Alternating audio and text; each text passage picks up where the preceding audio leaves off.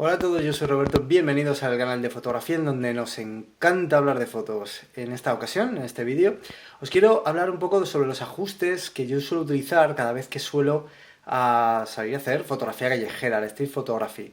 Esto es algo porque, bueno, básicamente me lo han preguntado varios, sobre todo por Twitter, qué ajustes suelo utilizar para disparar rápido y, bueno, qué es lo más importante o las consideraciones importantes que tenemos que tener a la hora de configurar la propia cámara, da igual tal vez qué cámara utilicemos, pero vaya, sí que hay algunas cosas que sí que son comunes y que podemos hablar. Os lo voy a hacer con la Fuji X30, pero en realidad también lo he hecho con la Nikon, también lo he hecho con otras cámaras, por ejemplo de Sony, y más o menos esto se comparte. Son básicamente algunos factores como por ejemplo valores de velocidad. Yo suelo utilizar la cámara en prioridad de velocidad, no suelo disparar en manual. Esto es básicamente por experiencia. He estado utilizando el modo manual en fotografía callejera mucho tiempo y la verdad es que acaba resultando un poco difícil encontrar el momento en que vas a disparar a una persona, a una escena que se mueve y que está viva y que no tienes tiempo exactamente de configurar todos los valores para exponer bien y acabas exponiendo mal. Por lo tanto, el modo de prioridad de velocidad es muy interesante porque yo suelo trabajar a una velocidad de 320, 1/320 segundos, que es medianamente rápida, pero que no es tan rápida como para dispararme el valor ISO, que es otro factor.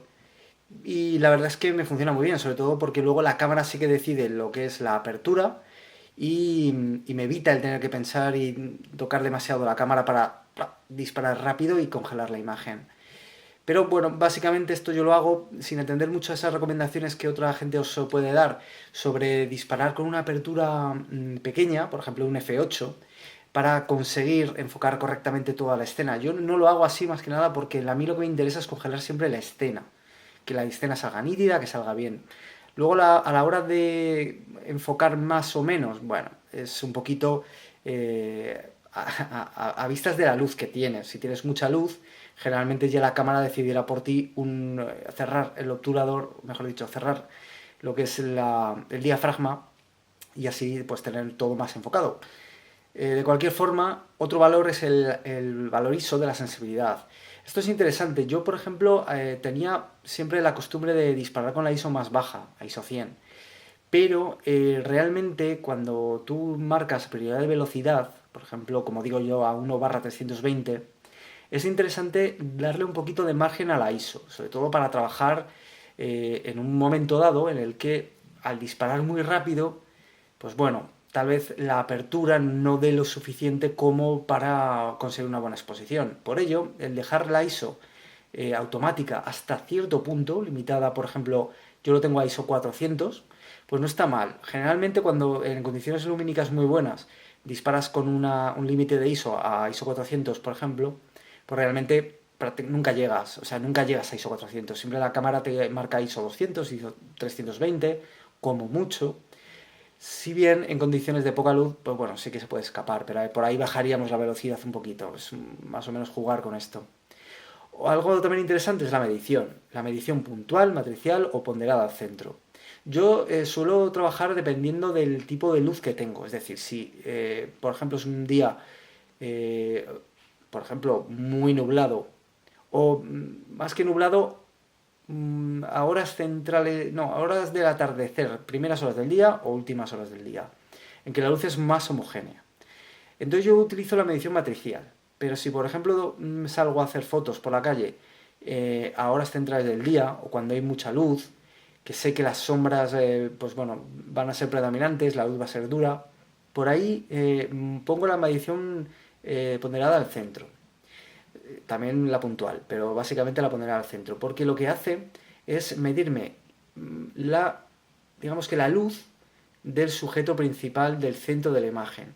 Si escogemos la ponderada, mejor dicho, si escogemos la matricial, perdón, lo que hará será que allá donde apuntemos medirá la exposición.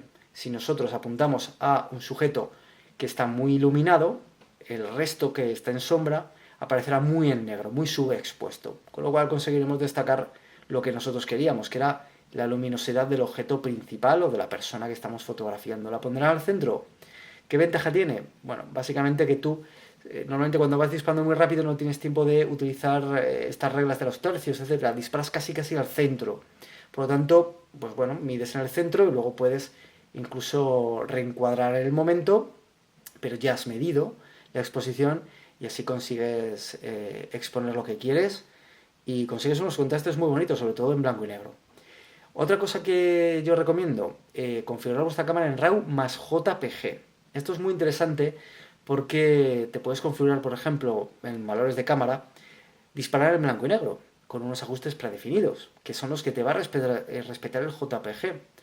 Pero es muy importante que siempre conserves el original en RAW, el archivo digital en bruto, porque tal vez en un momento dado te interese retocarlo de otra manera o incluso el propio blanco y negro ajustarlo, de forma que tú, pues bueno, tengas el JPG en blanco y negro tal y como lo querías, pero bueno, seguramente tengas que retocar alguna zona o ponerle más contraste o como digo, simplemente pues pasado unos días, una semana, esa foto te apetezca sacarla en color. Bueno, pues así tienes el formato RAW original en el que puedes seguir trabajando perfectamente, en Adobe Lightroom, por ejemplo.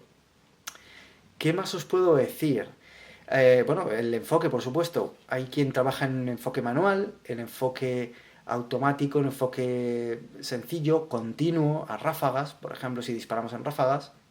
Yo personalmente, bueno, enfoco al centro y por ahí reencuadro.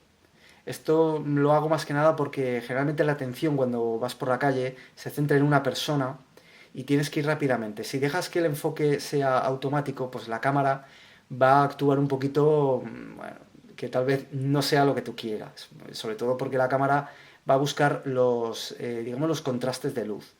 No va a buscar lo que tú querías. Sin embargo, si tú enfocas al centro y ya reencuadras, lo que vas a conseguir es tener mayor control del encuadre y además del sujeto a enfocar, de modo que tengas un poquito de juego. A veces, pues bueno, es bueno también saber que el enfoque manual te permite enfocar objetos que están, por ejemplo, detrás de una valla, por ponernos un ejemplo así muy claro, que tal vez el enfoque automático no lo pillaría bien o te costaría más que lo pillara, pero el enfoque manual lo consigue. O también el enfoque manual te sirve para conseguir efectos pues bueno, más interesantes, sobre todo cuando sabes la distancia a la que quieres enfocar. Por ejemplo, a un cartel y todo lo que pase por ahí, pues bueno, puede estar difuminado o con un movimiento interesante. El continuo no lo suelo utilizar, primero porque gasta mucha batería y segundo porque, bueno, realmente disparar ráfagas en fotografía urbana no termino yo de verlo. Pero bueno, todo es a gusto, se puede probar. Esta es mi opinión, por supuesto, y es mi manera de tomar fotos. ¿Qué más? Bueno, el tema se puede hablar, aunque con la Fuji siempre hablamos que tiene la particularidad de que es una compacta avanzada, que no tiene la posibilidad de intercambiar objetivos. Siempre se habla también de la posibilidad de utilizar objetivos de 35 milímetros, de 50 milímetros o incluso pues, objetivos zoom, objetivos para estar más lejos de la opción. Realmente los 50 milímetros o 35 milímetros lo que hace es meternos en escena. Además es, bueno, digamos, más... bueno, se dispara la adrenalina a la hora de que nos tenemos que acercar al sujeto a fotografiar en fotografía callejera, pues bueno, también es un incentivo que tenemos. Sin embargo, bueno, pues al que sea más, pues tenga más vergüenza, sea más tímido, o incluso para cerrar más lo que es la escena, se puede utilizar un objetivo zoom, en el que nos permita, pues bueno, tener un objetivo a 100 milímetros y que nos permita disparar a mucha distancia, incluso más, por supuesto, ¿por qué no?